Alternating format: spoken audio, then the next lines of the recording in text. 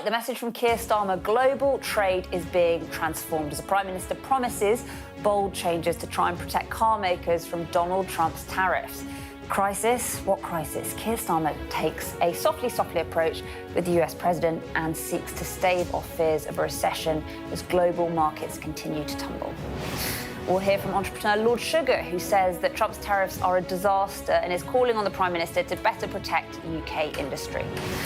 Also tonight, unacceptable, the UK's government's official response to Israel after Labour MPs were barred from entering the country. England's second city branded a dream for rats as the bin strike enters its fifth week with no end in sight, and Birmingham festers under mounds of waste. And is there anything more thrilling than politics? Are MPs adrenaline junkies or just desperate for attention? All that and more with thrill seekers Steve Baker and Daisy Cooper will be with us for the next hour. It's Monday. I'm Ali Fortescue live from Westminster, and this is the Politics Hub.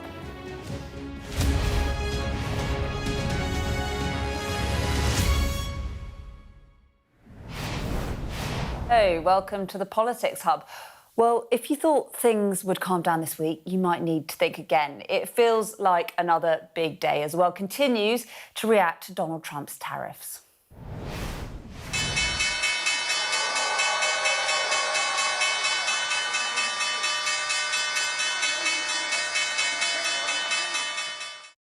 Well, that was the US stock market opening this afternoon, bringing the steep slump in markets into a third day. And everything we're hearing from the White House suggests that President Trump is not in the mood to back down. On Truth Social this afternoon, he said that if China retaliates, the United States will impose additional tariffs on China of 50% effective April the 9th. He said, additionally, all talks with China concerning their requested meetings with the US will be terminated. Negotiations with other countries, which have also requested meetings, will begin taking place immediately, he said. Well, where does that leave us here in the UK? Well, the Prime Minister wants a deal. He's telling everyone to keep a cool head. But things are happening, deeds rather than words. This was last month. European countries must do more for their own defence. That is incontrovertible, a completely reasonable point. Defence spending raised just as Trump called for countries to step up. And today, he's relaxed policy on electric vehicles just at the very moment the government grapples with the consequences of tariffs on cars. This is a moment for cool heads. Nobody wins from a trade war. You know that. But it's also a moment for urgency. Donald Trump is impacting decisions here, at the very least timing of decisions. The question today, is this more than tinkering around the edges? Can a Prime Minister who, frankly, doesn't have any money to spend really protect people from the potential costs of decisions being made across the Atlantic? Well, we'll hear from the Business Secretary, Jonathan Reynolds, in just a moment, plus our Deputy Political Editor, Sam Coates, and our Business and Economics Correspondent, Gurpreet Narwan, and, of course, tonight's panel. But first, let's take you through some of those bold changes the Prime Minister pledged today to protect the car industry. Well, he announced that he will relax rules around electric vehicles after car makers were hit by Donald Trump's tariffs. The key changes he's promised are to delay the ban on hybrid vehicles, lowering the fine per vehicle for those that don't comply with government regulations, and allowing more flexibility on the yearly targets. Well, here's Sam Coates with tonight's first report. The cutting edge of British manufacturing, the front line of the new global trade war. The Prime Minister here at Jaguar Land Rover, attempting to reassure an industry and the nation that he's on their side. Nobody is pretending that tariffs are good news. You know that better than anyone. That is a huge challenge for our future, and the global economic consequences could be profound.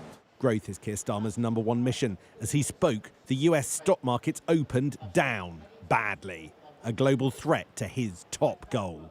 This is a changing and completely new world, an era where old assumptions, which we've long taken for granted, simply don't apply any longer. He doesn't believe this crisis is going to end quickly, and he knows that'll require more government intervention. We have your back. This government will not just sit back and hope. That is how politics has failed you in recent years, sort of attempting to manage crises without fundamental change just leads to managed decline. But real support costs money, and the government's self-imposed borrowing rules leave next to no wiggle room. Can they survive this crisis? Can you say, without hesitation, that you will keep Rachel Reeves' fiscal rules exactly as they are for the whole of the Parliament and not come back at any point and say events mean that they need changing? Well, Sam, this is a moment for stepping us up, as I've just said. It was a very straight question.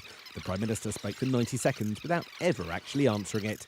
This was the closest he came. The reaction to the challenges of the last few days is not for us to say, well, the first thing we'll now do is to put one side our fiscal rules. But still, that wasn't a guarantee they won't be ditched. Really important steps today for our country. Thank you. In previous economic crises, the government has reached for a big bazooka to support business. But we currently tax so much and we borrow so much, that's just not possible this time. Now the government says it wants to do other things to help business. But watering down green rules comes with its own costs. The Chancellor's message: she'll do what she can. In this new era, we will continue to provide support where it is needed, including in sectors most exposed to trade shocks. And today we are going further, with new measures to support car manufacturers decarbonise in a way that is sustainable and good for jobs in Britain. That means delaying a ban on hybrid cars and more flexibility to meet electric targets, yet more uncertainty for battery firms and those building charging points. But in factories across the country, there is a need for reassurance. We're all concerned. There's a large proportion of our vehicle manufacture that does go out to the States. So we're really concerned that we don't want that to be constrained in any way, shape or form. The hope is that we get to a point where, we get back to a free trade agreement. If this ban can't sort it, the cost of tariffs could be higher prices, lower pensions and fewer jobs. He knows how high the stakes are. Sam Coates, Sky News, Solihull. Sam Coates in the West Midlands for us there. Now here's Sky's Gurpreet Narwan on a torrid day on the markets. The warning signs are flashing red. Stocks are in freefall. Money is pouring into safe havens instead. Traders navigating markets thrown into turmoil by a volatile US president.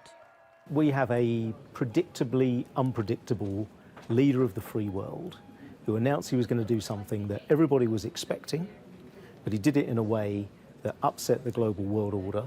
It was indiscriminate, it was wide-ranging. So what does that cause? Massive uncertainty. And when you get massive uncertainty, you get a markdown in prices. And you see this huge fall in indices. And this is what massive uncertainty looks like. This is Wall Street's VIX index, also known as the fear gauge. It measures how much traders are willing to pay for insurance against price swings. It tells us how much volatility they're expecting in the US stock market over the next 30 days. And things, well, they haven't been this volatile since the pandemic back in 2020, and before that, the financial crisis of 2008, and both of them were followed by recessions.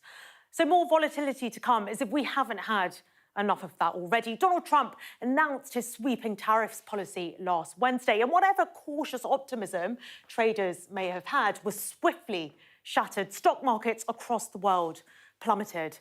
And after a brief respite over the weekend, well, they're still falling. Here in London, the FTSE 100 in the blue, that was down 4.38% today, while Germany's DAX in the yellow fell 4.26%. And Asian markets fared even worse. China's Shanghai Composite Index lost 7% on Monday, its worst day in 5 years. And this shows us how things have moved since Trump was elected. But let's set it all in a wider context. For the FTSE 100, we have seen bigger falls than this. Black Monday back in 1987 being the big one, but it does rank among them. And things haven't even bottomed out yet. In fact, they could still get worse. The really, really bad scenarios of a full-blown global trade war with multiple retaliation is not priced by markets currently. The FTSE 100 is only 5% lower than it was on January the 1st. That's not the sort of stock market fall you would expect to see in a full-blown trade war. Trump's first presidency gave us a president who cared about the success of stock markets. Well, those very markets have given his tariff policy a clear vote of no confidence. And still, he's not backing down. For Trump, this is the storm before the calm. He says he is willing to weather it to the very end. But markets are hoping he might still change course. Well, as Gurpreet says, we ended the day poorer than we began it. What can the government do? Well, I spoke to the Business Secretary, Jonathan Reynolds, a little earlier. Business Secretary, thanks so much for talking to us. Do you think that Donald Trump's tariffs agenda is going to plan? Well, only the president can speak for his own agenda. Clearly, the consequences affect us all. It's been an exceptionally challenging day. There's no other way to describe it. But what we can do, as well as try and find a way through our own relationship with the US, is make decisions domestically that put us in the best possible position to navigate this challenging period. So the kind of decision the Prime Minister's made today, that he's announced in terms of backing the British automotive sector, who are facing this 25% tariff with the US, fundamentally changing the regulation, being ambitious on the transition to electric vehicles, but much more flexibility, much more pragmatism as to how we get there. That is the kind of decision that we can make, and we've got to have more of that. We're going to respond in a way on the things that we control that backs British business, gives us the best possible platform. We're not saying it's going to be easy, but these are the things within our own power to decide. On that, Heidi Alexander, the Transport Secretary, said that those decisions around cars were not the magic bullet. So, what else? What are the sort of big interventions that you expect? For the automotive sector, this was the biggest principal ask. Effectively, what we'd inherited, not by design from the previous government, but what we had inherited was a situation where effectively domestic producers of cars and vans were being penalised and essentially having to pay what we would call a fine to companies in China to buy credits because they weren't meeting the demand for the market in the UK. That's unacceptable to me. I cannot have people being penalised for making products in the UK. Backing British industry meant a big change in that area. I am really pleased we've been able to bring that forward because of the challenges that we face. More is required across the board. I mean, the industrial strategy... What would the big intervention actually look like? Well, I think, first of all, this is the biggest intervention for the automotive sector. We're not saying it fixes every problem. That's what Heidi's point is. Saying it's tinkering around the edges. Oh, it's not tinkering around the edges. So just to be clear, this is a change in how the system works, in how the fines, the level at which they're levied at. It will fundamentally stop people being penalised for making products in the UK. So this is the big ask of the sector. I think what Heidi was pointing out is she's not saying simply making a decision like this compensates for a 25% tariff in a major market like the US. We recognise that. But the things that we can control, we want that tariff barrier removed in terms of the US market, but we'll make decisions domestically that give us the best possible compensation and the most competitiveness. And really, look, this government was already committed to an industrial strategy. We're going to publish that just before the spending review. Some big things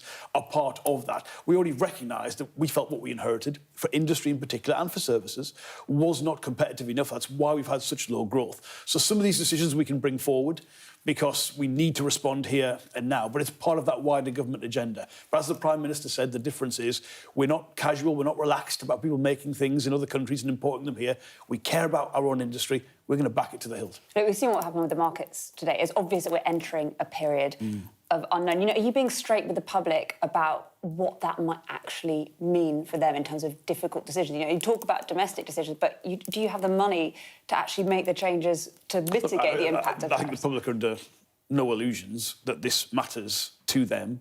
They've seen the impact on economies all around the world. This is a moment of, unfortunately, significant moment in economic history now in terms of what we've seen around the world, particularly today. So I don't think the public are under any illusions what this means for them. I think what we shouldn't do is catastrophise. We shouldn't panic. We shouldn't escalate a trade war, as some colleagues in other political parties have asked me to do. That would be the wrong thing. What we can do is respond very actively. Being calm doesn't mean you're passive. We, for instance, bolstered our trade defences. We put more resources through the Trade Remedies Authority on monitoring the impact of trade diversion, which we might see as goods that would have gone to other countries might now come to the UK. We have got these kind of domestic changes to policy in place. And, of course, we're negotiating not just with the US, but other countries too, to bring down tariff barriers to make sure the UK is the best placed it can be in a challenge. But in terms of those assurances for the public, can you tell them that you will do everything it takes to try to protect the public from the impact? We can be absolutely clear. We will do everything we can to back British business, to make sure we are as best placed as we can be. The impact of this will partly be determined by how other countries react to what the US has done. That's beyond our control. But the things that we can control, the decisions we can make, are about backing the UK and backing British business, removing barriers out of the way, whether that's regulation, whether that's the kind of changes we had to see in the automotive sector today.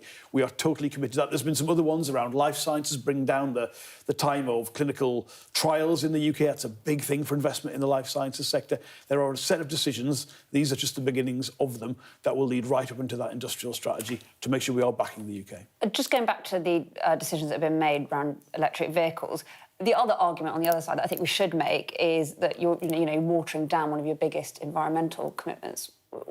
Are you still on track for net zero by 2050? Look, we're absolutely ambitious about the destination. That is still the commitment? That is still the commitment. So we haven't, for instance, changed the end point of where we want to get to on electric vehicles. What we have recognised is the next few years are the hardest. The kind of thing we've seen in the US has made that harder. So the pragmatism, the flexibilities in the system, making sure we're not penalising people in the short term for the situation people find themselves in terms of demand in the UK. That's that mix of ambition and pragmatism that we need. And that's why the sector itself, this was their number one ask. They've backed the decision very strongly. They'll want more things, of course they will, but we couldn't have said we're backing the automotive sector if we left in place what we inherited from the previous Conservative government. OK, I want to talk to you about the potential for a deal, because it seems like the timeline has slipped slightly. You know, tell me what you are the man that knows what is going on with the deal. You will understand I can't, for obvious reasons, give a kind of running commentary as to where we are at. We have made a very significant offer to the US. It's not just about removing the tariffs that have been announced, but how can we make that relationship stronger? How can we give companies in the UK, particularly smaller companies, more access to the US market and meet some of the US demands in some areas? Now, the US itself and the President personally are the only people who can decide where they want to take this agenda. Is this about a fairer trading system, in which case, great. Show me a better example of a fairer, more reciprocal, mutually beneficial trading relationship than the US and the UK. But some of that will be how they want to take this forward. But I do believe a deal is possible. Just give us a vague sense of the timeline, because there had been talk that it would be this month. Is that not on the timeline? I'm not able to give that kind of running commentary for obvious reasons, but I do believe... So there can still be a deal this month? If you take the existing relationship, right, it's a fair, it's a balanced one. There are things on both sides we would like to deepen, we'd like to change. If that is what the US is seeking to do, rather than, say, using tariffs to raise revenue or as a permanent standing item of policy, we could absolutely remove some of the existing trade barriers and build on that strong relationship, make it even stronger. Is online safety going to be part of any deal? Look, I think some of that speculation is misplaced. In the main, the conversations that we have are about... It's wrong, that's what you're saying. Well, I think, look, fundamentally, this is about the tariffs on goods. It's about how services work in either country, how you recognise each other's standards in place and all of that. We would never be seeking to dilute the safety of children online. But equally, I think it's important to say the US does not have an agenda about making our children less safe. And I think I understand why there's so much speculation about what might or might not be part of any kind of agreements. But let's just recognise this is about a stronger trading relationship on both sides. Jonathan Reynolds, thanks so much for talking to us. Thank you. Well, here with me now to reflect on all of that, as you can see, we've assembled our team. We've got Sam Coates, our Deputy Political Editor, Gurpreet Narwan, our Economics and Business Correspondent, and of course also our duo for this evening, the former Conservative Minister Steve Baker and Deputy Leader of the Liberal Democrats, Daisy Cooper. We'll come to you both in a moment, but first, Gurpreet. There have been lots of different comparisons today, including with Black Monday. It's another Monday. Do you think those comparisons are fair at all? Well, if you look at the charts, they show us that this doesn't quite rank there with Black Monday just yet. Back in 1987, the FTSE 100, it lost something like 22% of its value in 2 days. This time round, it's been more like 10%. But it does rank there among the worst falls we've seen, up there with the onset of the financial crisis and then also the coronavirus lockdowns. And you might remember back in 2020, during the pandemic, markets fell very sharply, but they also recovered really quickly as well. They are forward-looking, after all, stock markets. There was a lot of easy money flowing, interest rates were cut. Investors were confident that that economies would recover pretty swiftly. This time round, where we are right now, things could go either way. I think it's worth reflecting on the fact that markets haven't fully priced in the worst-case scenario. And the worst case scenario is that there is a full-blown tit-for-tat trade war. And if things do go that way, it means that we're going to see further falls in the financial markets. But by that same token, we could also see a very sharp rebound if Trump decides to row back on this policy, even though he's given us every hint that he won't, and that countries don't retaliate to the extent that some in the markets fear they might. So it all depends on where the policy goes. It all depends where the politics of this go. And we saw the kind of potential for that today. There was a rumour going around on social media that Donald Trump was considering a 90-day pause to his tariff policy, and the S&P 500 was briefly back in positive territory. So you can see the potential for that, but we don't know how far this route is going to become entrenched just yet. OK, Gurpreet, thanks so much. Sam Coates, you've had a busy day. You asked the Prime Minister about whether he might bend his fiscal rules. The answer, I think, was no. But, you know, what do you think is ahead? There's going to be difficult decisions, aren't there? I think one of the most striking things about this government's position is just how many options are off the table and how many levers they cannot pull. We are a government. We have a government, and we are a nation that borrows a lot. The tax level is high. Keir Starmer didn't quite rule out changing the fiscal rules. Afterwards, Downing Street furiously said he wouldn't do that. But it's very significant, I think, that the Prime Minister himself wouldn't do that on camera. But we've also decided at the moment that we're not going to retaliate tit for tat using tariffs. And we haven't yet used trade remedies to stop cheap goods flooding the markets. So the basic option that this government is saying that it wants to go for is a sort of it calls it industrial strategy. I think under the Tories you might have called it a little bit of deregulation in certain areas. That's what you saw with the automotive sector today. And there will be winners, but with all of this sort of deregulation and a business assistance, there are winners and losers. So yes, I think it is true that battery makers, the manufacturers of those charging points by the side of the road, well, those are the kind of firms that no longer have the incentives that they did this morning to do the sort of work that they did. I make no judgment whether that's a good or a bad thing. It's just there are trade-offs, and you don't always hear the trade-offs from government ministers. But I'm very struck that the scale of the language of the assistance from Keir Starmer is massive, but the scope for actually doing things is small. But the potential for this going on a long time and being a big, big problem that hits growth, his number one mission, looks increasingly large. OK, Sam Coates, thank you very much. Let's bring in Steve and Daisy, shall we? I mean, Steve, you've been a minister, you've lived through a few ups and downs in Parliament. How serious do you think this all is? It's extremely serious, and it is very serious for the government for the reasons that Sam has given. I mean, age-related spending's caught up with this government as it was catching up with us. And that means, of course, that their room for manoeuvre is very limited. But what I would say is when you look at the statement on the White House website, Trump's really got a short-run and a long-run goal here. The long-run goal is to re-industrialise the United States. And the UK is not part of that problem. That's really a policy targeted at China. In the short run, what he wants to do is open up people's markets. He's complaining about tariff and non-tariff barriers to American products going into other people's markets. So I suspect, to your point earlier to Jonathan Reynolds, this problem for the UK can be solved relatively quickly by doing a free trade agreement with the USA, which opens up the UK market and removes some of the barriers which Trump and others find offensive. And it's a good laissez-faire liberal policy, so I'm confident the Lib Dems will be supportive. Is that right? Well, let's be clear. When Donald Trump introduced these tariffs, basically what he was saying to the UK was he wanted us to reduce our really strong British standards. And so actually, if he wants a trade deal, what he's saying to us is you've got to reduce your welfare and food standards and sell out the farmers like the Conservatives did with the trade deals with Australia and New Zealand. They're saying sell out parts of your NHS and reduce the protections for people against scammers and for protecting children on social media as well. And personally, and my party, we think that that is a price that is not worth paying. What is the price worth paying, Steve? But look, the public interest is served by free trade at home and abroad. And I hope you won't mind me saying, Daisy, it's a funny turn that the Liberal Democrats now stand for the landed farming interest and protectionism on agriculture. I'm a Suffolk girl born and bred. I can tell you the Liberals have a very strong tradition of working and supporting rural areas and farmers. we are in favour of free trade, but this is not what this is not what Donald Trump is after. He's trying to help. He's trying to force us to reduce our standards on farming, on health, and on children's safety, and that is not okay. Free trade until there's a vested interest to defend. But the point I would make on agriculture in particular is we are signed up under the Comprehensive and Progressive Trans-Pacific Partnership and under the World Trade Organisation's rules to stand by scientific standards for food production. And that's all the USA wants from us, to abide by scientific standards for what is food safety. And that's a good thing to do and would lower food prices for families who are struggling.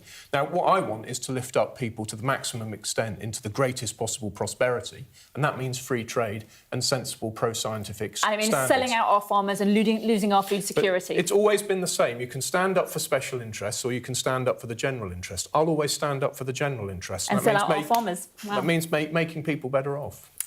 Sam, this argument, music to Keir Starmer's ear, Lib Dems and Tories?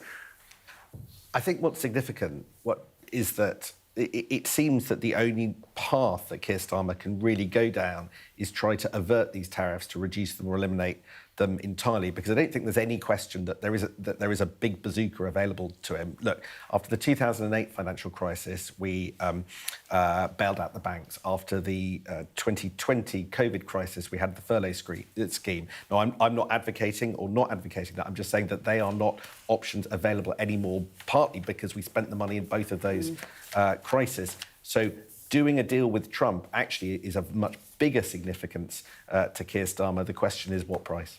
Really interesting. OK, thank you all very much. We will come back to some of you very shortly. You're watching the Politics Hub. Coming up, we hear from entrepreneur Lord Sugar, who has a message for Donald Trump.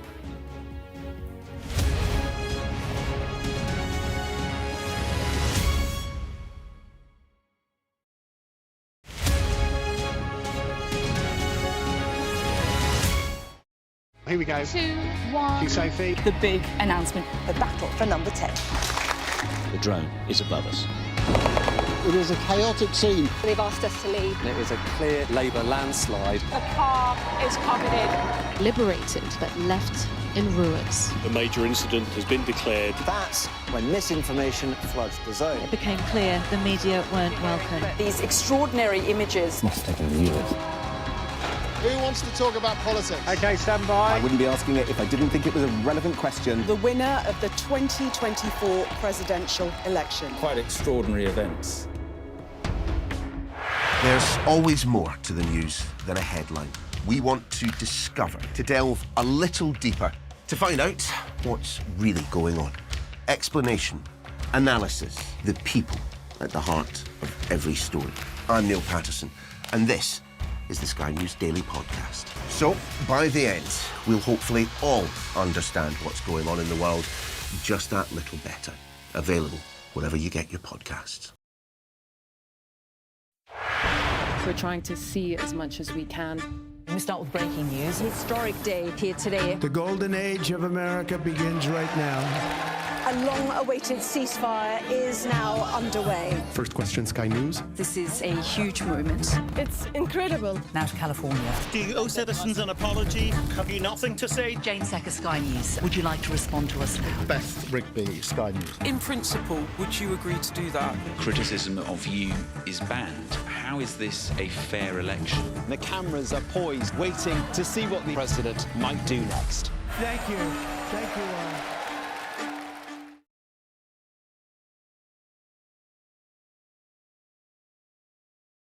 Sky News get the full story first. Is this now all your territory? Yeah. The battlefield is outside the barricades.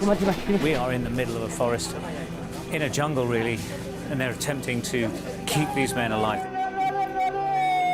I'm Stuart Ramsey, and I'm Sky's chief correspondent. It's really dangerous. Many people have died riding it.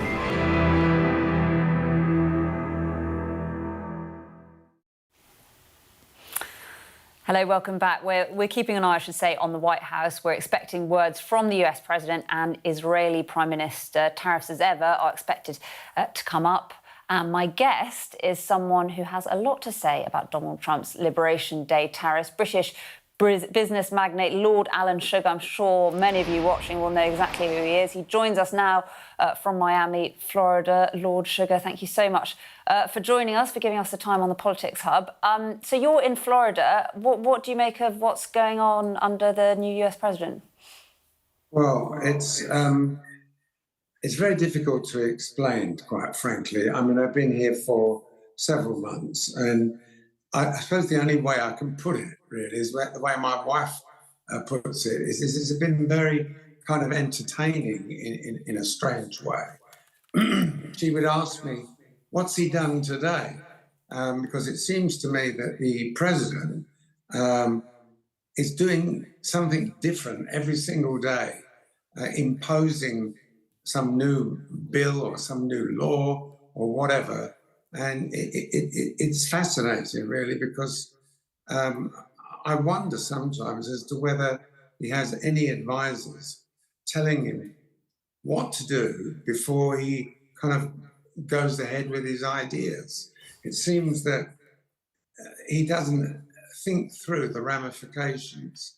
Now, what we've seen is kind of, I wouldn't call it riots, but we've seen mass demonstrations in all parts of the USA. And I think they've been induced by measures that have been taken by the president's advisor, Elon Musk, about job cutting. And now Mr. Musk himself is saying that he doesn't agree with the President Trump's tariffs. He thinks there should be zero tariffs. He thinks there should be international agreement. And so I'm sure that the president is a bit surprised because Mr. Musk himself now has decided that he's going to go and stop doing all this work and get back to his businesses. Today also, we've seen a threat from the president to China. It's kind of like bullying, really, all I can say. You've imposed a tariff on us, so I am going to impose a 50% extra tariff on you. I mean, I go as far as to say it's kind of childish, really. The impact. Do you think Trump's being a bully? I beg your pardon? Do you think Trump's being a bully? Well, it's his nature to want to get his own way, let's put it that way. And anybody that stands in front of him is seen as an objector. The stock markets in the US have crashed tremendously in the past few days. I believe the stock markets in Europe have done the same.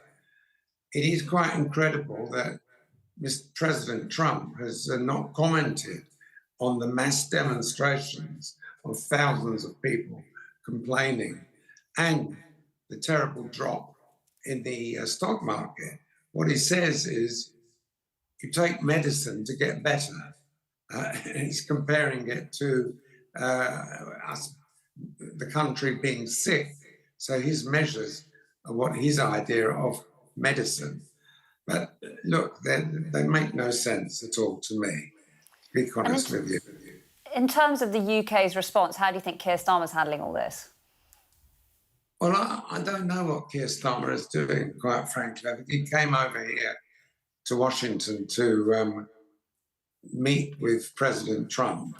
And it's not quite clear as to what came out of that meeting.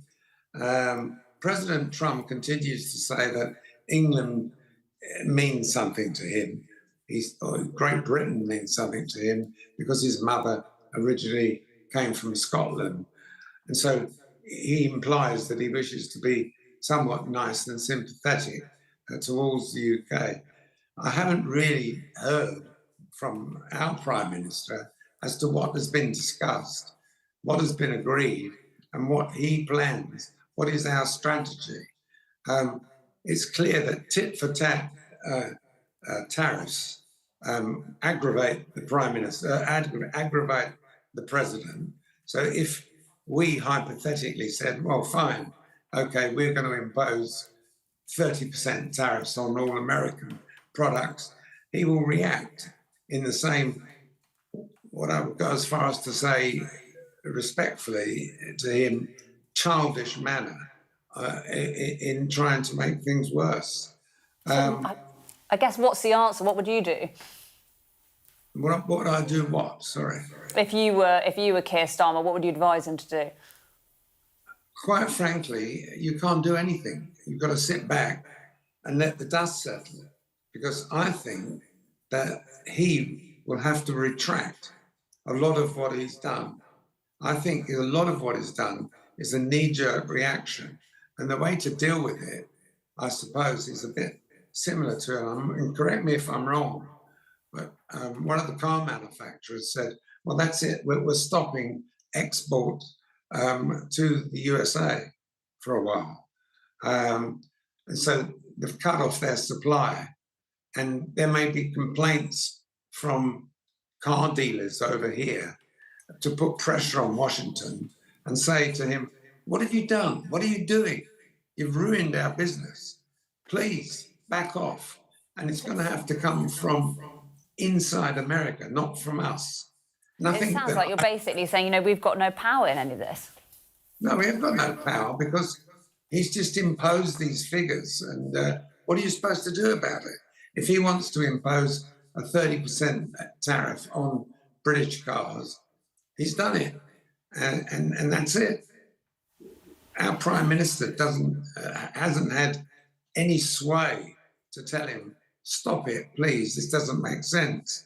It'll be internal. It'll be in the United States that the pressure will come on him from all angles. And one thing that he's forgotten is that inside American cars are European-made components, electronics, especially German electronics that are put in cars. If you are cutting that off, it means the car manufacturers can't produce. Now, I remember back in the pandemic that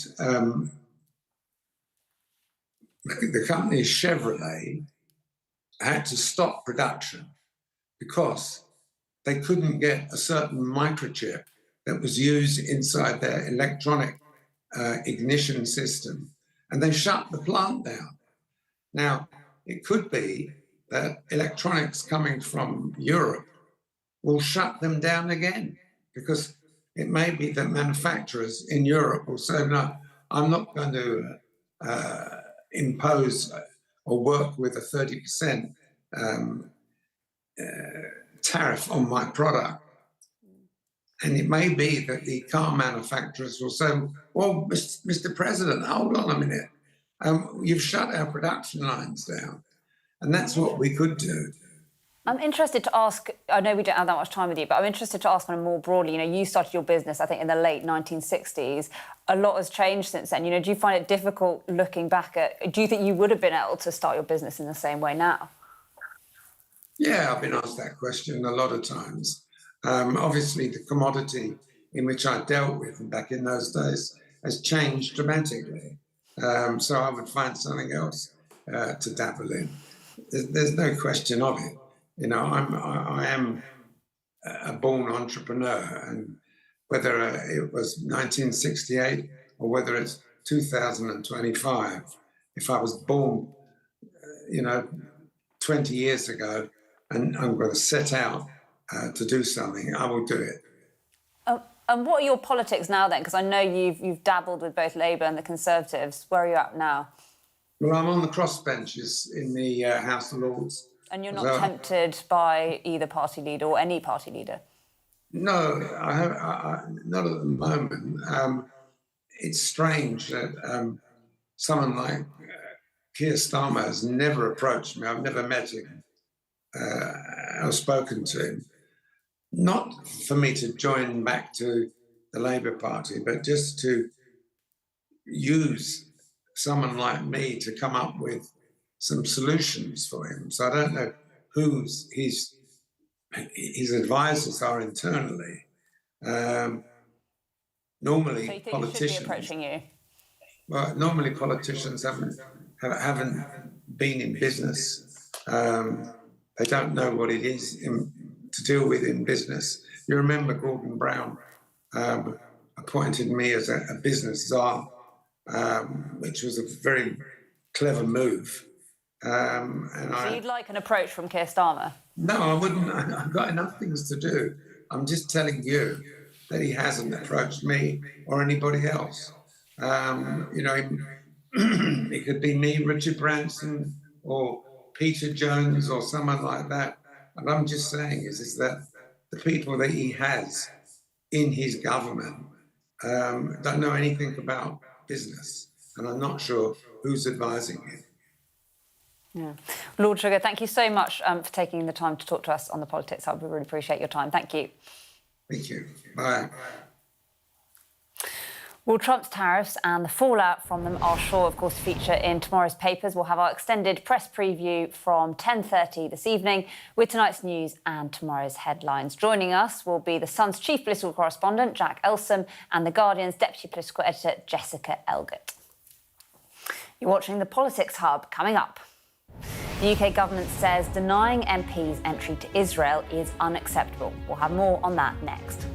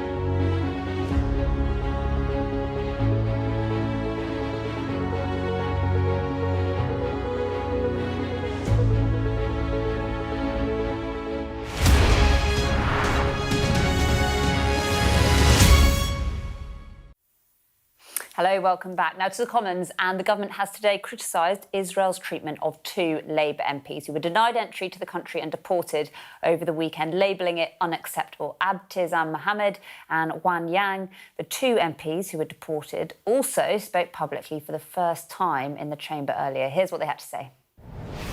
We were denied entry based on our legitimate political opinions, which are firmly aligned with international law. We are not the only ones speaking about the atrocities. We are not the only ones calling for change. We are not the only ones saying that the current actions of the Israeli government must change. Indeed, many Israeli people and charities themselves in Israel are also calling for change. There is no direct route into the West Bank, Madam Deputy Speaker. We have to go through Israel. This act was not just a diplomatic affront. This wasn't about security, it was about control and censorship. As a former journalist, I understand deeply the significance of bearing witness. I also understand the risks it entails. Many Palestinian journalists have paid this price with their lives. Before going to the West Bank, I understood the risks of travelling to a region where violence is all too common. I did not, however, anticipate the risks of detention and deportation from a British ally. Now, as an MP, it is the honour of my life to bear witness on behalf of my constituents. My only regret is that I was not able to do so on this trip. Well, our chief political correspondent, John Craig, is with me now. You were watching this. We heard from Hamish Falconer, the Middle East minister, junior minister, I should say. What did he have to say? He said it was a very worrying move, and of course he's worried about the threat to other British MPs. It's fair to say that the Labour benches were absolutely packed, unanimous support for their two MPs, not many Conservatives in the House, and there was not unanimous backing for Kemi Badenoch's very controversial backing of Israel and criticism of the MPs yesterday on Sky News or the Sunday Morning with Trevor Phillips. Now, in the Commons, Mr Falconer, he's the young junior minister at the Foreign Office, son of Charlie Falconer, called on Wendy Morton, the Foreign Affairs spokesperson for the Tories. Where was Priti Patel? No sign of her, the Shadow Foreign Secretary, to apologise for Kemi Badenoch's attack on the two MPs. Well, she wasn't having any of that. But from the Labour side, we had senior figures like Emily Thornberry, who was also on Sky News yesterday criticising the Israelis and Kemi Badenoch, and also a very angry Annalise Dodds, who, of course, until recently was the Overseas Development Minister. Now, on the Tory side, what was interesting was, besides the benches being pretty deserted, we had three pretty senior MPs. Kit Malthouse criticised the Israelis. We had Desmond Swayne, the, shall we say, maverick, eccentric former development minister and former, well-known as David Cameron's former bag carrier. He said about the Israelis, more fool them, because they weren't going to engage with these critics.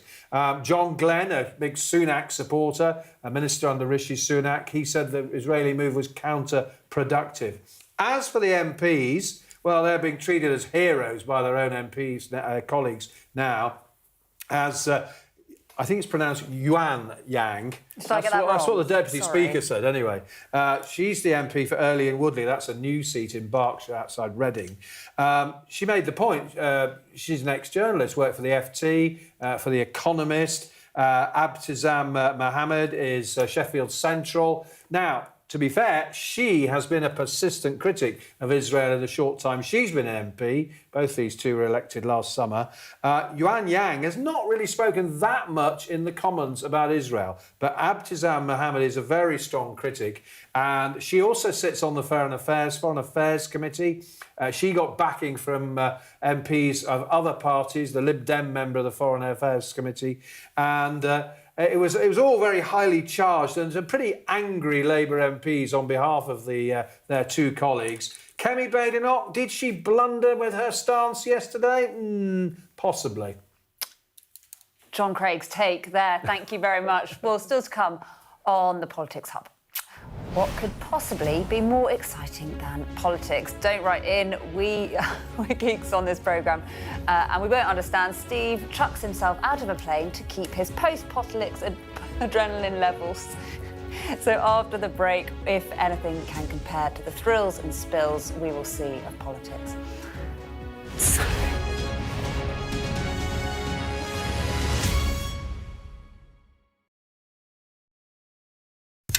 What's it like doing this kind of stuff when he's not here? Yeah, I miss him. He just inspired me to be a better person. He's shown us what living looks like in the toughest and most difficult of circumstances. I'm Greg Milam, and I'm Sky's Chief North of England correspondent. Mandatory evacuation, you must leave! For many people, Harvey is far from over. People here believe the water will be this deep for weeks. I've reported from around the world and around the UK.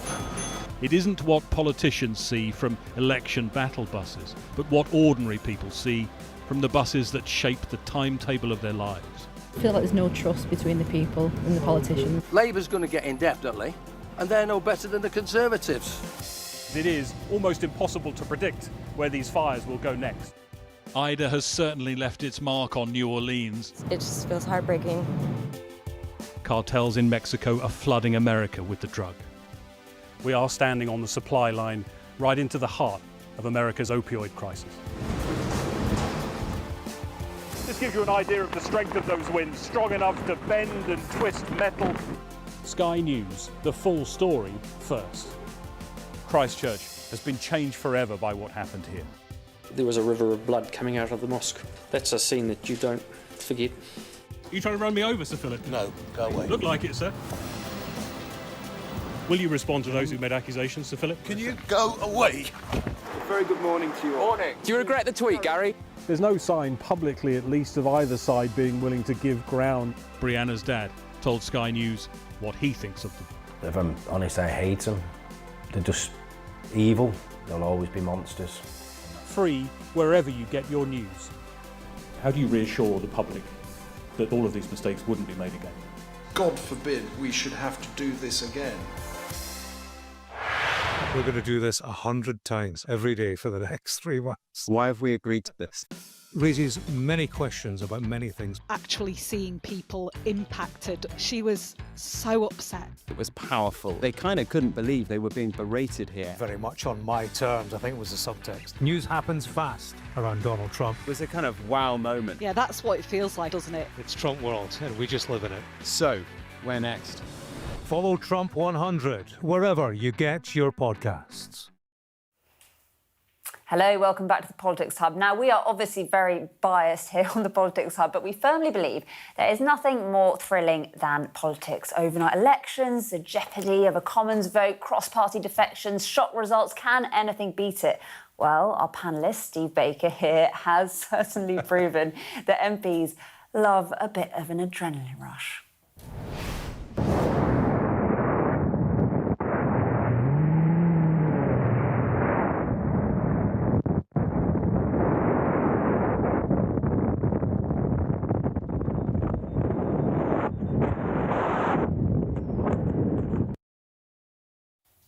There you go. Now, Daisy, we couldn't find that much evidence for you, actually. Although I think you did photo bomb Rishi Sunak once. I did. Is that right? Yeah, completely unplanned. In short, anything could have happened. Oh, there you go. Yeah, there you are in the background. There we go. So that's interesting. Fine. And then were you all My best political claim to fame. Very funny. But I think we do all know there's someone in your party who isn't shy of a political stunt.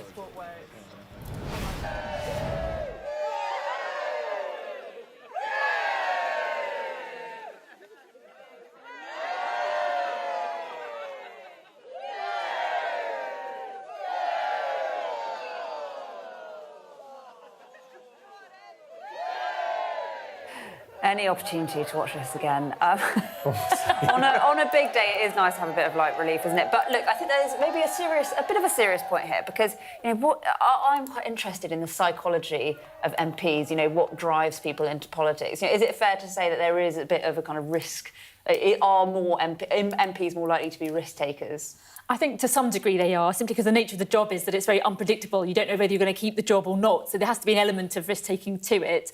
But fundamentally, I think, particularly in this Parliament, there's a lot of new MPs, a lot of new maiden speeches. It's been fascinating to hear what's actually driven people into politics. And I think, irrespective of the political party, in most cases, people are conviction politicians. There's something that's driven them to get involved, whether it's a child with special educational needs, whether it's fighting the care system, whether it's somebody's experience of being homeless or being brought up by kinship carers. There's been tons of really fascinating stories that people have shared about why they got involved in politics in the first place. And I think people who bring that real experience make for much better parliamentarians.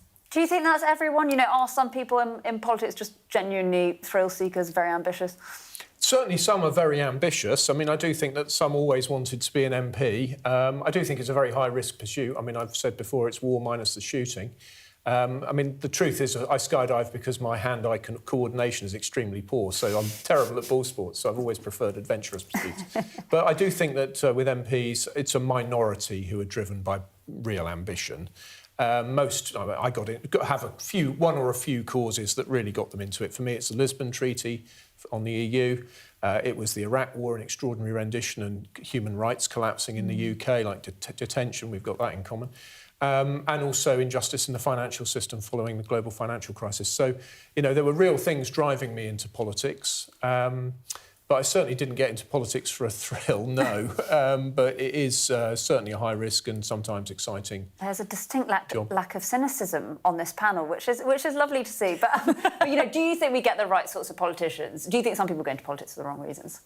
Oh, look, I think in any walk of life, it doesn't matter where it is, whether it's business or politics or even in the charity sector, there are people there with mixed motivations. But on the whole, I do genuinely think the vast majority of people go in with the right motivations, and they might come to different conclusions, but that's the whole point of democracy, right? We have to debate it, we can agree to disagree agreeably, and that's something that actually we've lost a bit of, I think, in our British public debate. But I think it's really important that we can continue that, to agree to disagree agreeably, and for people to be able to... Do you miss some of this, Steve? You know, the excitement of Parliament?